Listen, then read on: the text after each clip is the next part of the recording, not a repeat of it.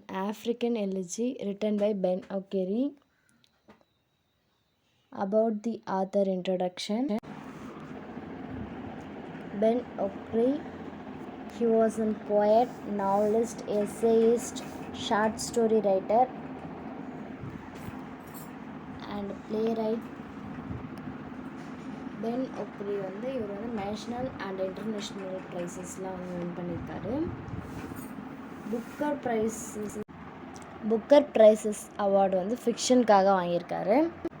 இந்த ஆஃப்ரிக்கன் எலிஜி இந்த போயம் எதை பற்றினதுன்னா நைஜீரியன் பீப்புள் பற்றி சொல்லியிருப்பாங்க. எலிஜினா written in memory of someone.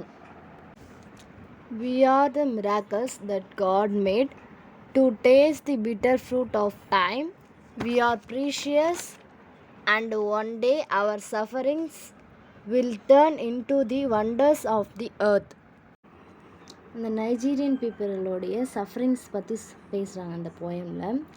ஒரு வருஷம் இல்லை, 2 வருஷம் இல்லை, அவங்க லைஃப் லாங் அவங்க நிறைய சஃபர் பண்ணுறாங்க.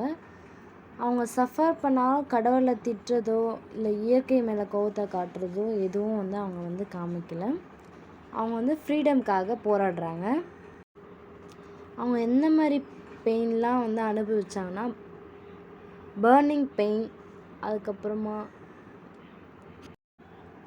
பீப்புள் அவங்களுடைய கஷ்டத்தையும் சந்தோஷத்தையும் அவங்களே அப்ரிஷியேட் பண்ணிக்கிறாங்க.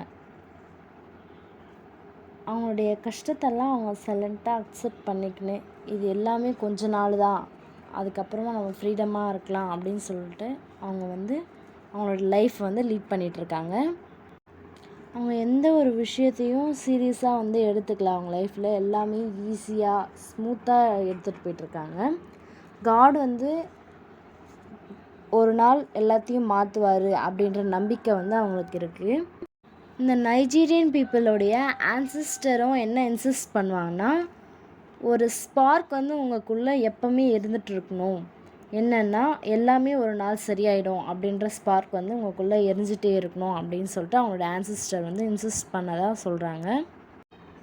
அவங்களுடைய லைஃப்பில் சர்ப்ரைஸ் அண்ட் வண்டர்ஸ்லாம் நிறைய இருக்குது அப்படின்னு சொல்லிட்டு சொல்கிறாங்க.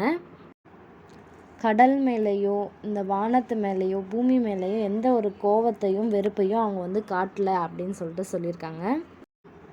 எங்களுடைய இந்த நிலைமை எல்லாமே ஒரு நாள் மாறும் அப்படின்னு சொல்லிட்டு அங்கே இருக்க நைஜீரியன் பீப்புள்ஸ்லாம் அந்த ஹோப்போட நம்பிக்கையோடு இருக்காங்க. Theme of the poem positivity, hope, brave.